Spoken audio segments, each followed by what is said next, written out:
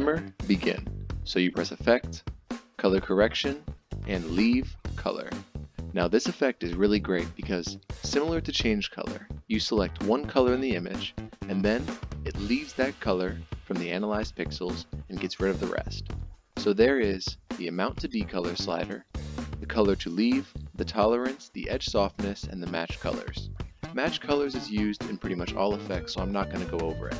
But for us here, in this shot, we have a shot of flowers, as you'll see. So what I'm going to do is select the green in the background.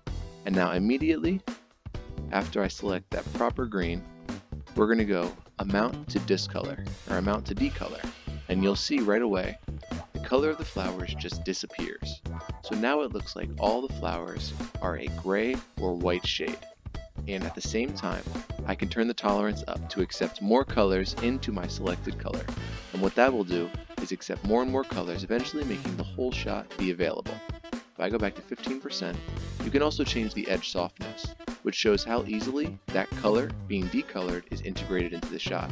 If I turn the edge softness up a little bit, you'll see right away that it makes the shot look a little more believable, instead of having hard edges like before.